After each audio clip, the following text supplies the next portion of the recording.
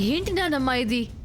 ఇలాంటివన్నీ తాతయ్య ముందేనా మాట్లాడేది? చూడండి ఎలా బాధపడుతున్నారు ఆయన.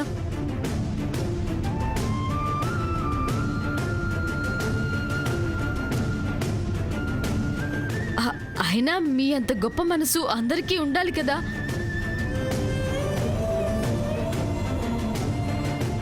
ఇప్పటికైనా అర్థం చేసుకోండి అత్తయ్య. అర్హత లేని వాళ్ళని అందలం ఎక్కిస్తే ఏం జరుగుతుందో చూశారుగా. అవును, నిన్ను చూసిన తర్వాతే ఆ సంగతి మాకు అర్థమైంది.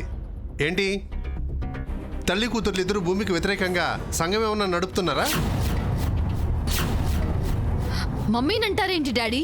అంటే తాళాలు పగలగొట్టిన మాట అబద్ధమా? బంగారం పోయిన మాట అబద్ధమా? భూమి ఒంటి మీద బంగారం దొరకడం అబద్ధమా? మీరంతా ఎప్పుడు పరాయి వాళ్ళని నమ్మినంతగా ఇంట్లో వాళ్ళని ఎందుకు నమ్మరు? నర్మాయ్ నర్మాయ్ నర్మాయ్, ఎవరు ఏమిటో ఎప్పుడెవరు ఎలా ప్రవర్తిస్తారో అన్నీ నాకు తెలుసు. కొన్ని చూస్తాను, కొన్ని చూసి చూడనట్టుంటాను, కొన్ని తప్పులు క్షమిస్తాను. పాపం పండిన రోజు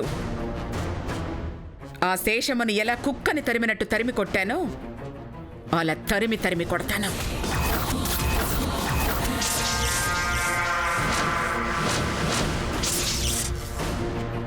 పరువుగల కుటుంబాల్లో ఎన్నో నిజాలు కడుపులో దాచుకుని బ్రతుకుతుంటారు. ఎందుకో తెలుసా?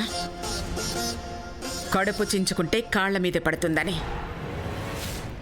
గుప్పెట మూసి ఉన్నంతకాలమే గుట్టు. గుప్పెట తెరిస్తే ఏముంది? గాలిలో కలిసిపోతుంది. ఇంకొకరు నన్నే ముందు మీరేమిటో తెలుసుకుని మసులుకోండి. ఎవరినంటోంది మా అత్త? నన్నా, నందికనా? ఇంకా అర్థం కాలేదా? భూమి గురించి చెడుగా చెప్పకండి. నా చెవులే నమ్మలేకపోతున్నాయి. దొంగతనం గురించి పదే పదే ఎత్తకండి. నా మనసు ఏమాత్రం ఒప్పుకోలేకపోతోంది.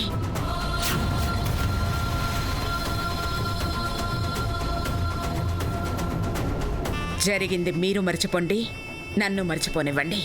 అది కాదు నానమ్మా, నేనేమైనా కావాలని అబద్ధం చెప్తున్నానా? నా కళ్ళ ముందు జరిగింది చెప్పడం కూడా తప్పేనా? నిజం చెప్పినా నిష్ఠూరంగా మాట్లాడతారేంటత్తయ్య?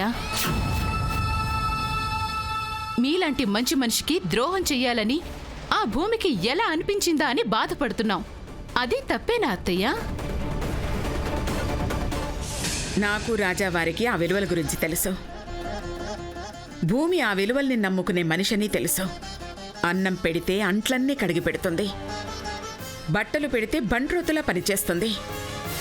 తన కాలేజీ ఫీజు కట్టుకోవడానికి ప్రాణాలు కూడా లెక్క చేయకుండా ఆటల పోటీల్లో ఆడుతుంది. దయాధర్మంగా ఇచ్చిందేది పుచ్చుకోదు, రుణం ఉంచుకోదు. అందుకే నేను నమ్మను, నమ్మలేను.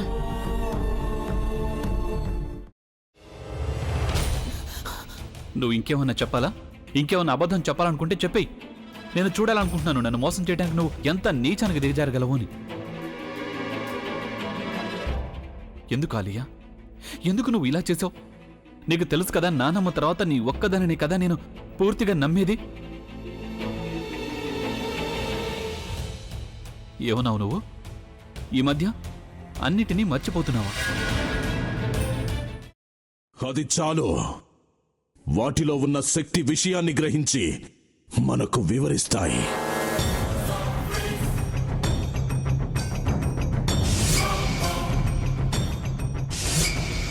ఎవరు ఆ దండ విప్పొద్దు, గది తలుపులు తెరవద్దు.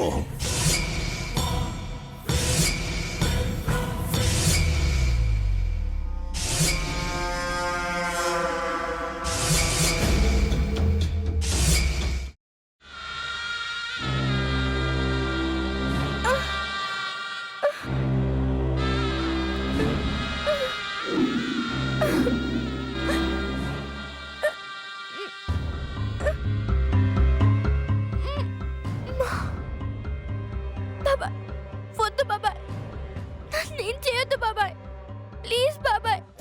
నీకు నిజం తెలిసినప్పుడే నా ఆలోచనలో నువ్వు చచ్చిపోయావు. అబ్బా ప్లీజ్ కొంచెం తినండి ప్లీజ్. భీమారావు గారు మీరా? ఇగో మీరా కాదు సక్కుబాయ్. అవును, మీ పనామే లేచిపోయిందని చెప్పి కంప్లైంట్ ఇచ్చినావు కదా. రేయ్, ఆయన కంప్లైంట్ ఇచ్చింది లేచిపోయిందని కాదు, కనిపించడం లేదు అని. అట్లానా? సరే మేడం. ఇడియట్. ఆ వంట మనిషి పేరేంటన్నారు? రత్తాలు మేడం. ఏం పెద్ద మంచి, నీ వంట మంచిని కూడా మేడం అని పిలుస్తావా? రేయ్ హాఫ్ బ్రెయిన్,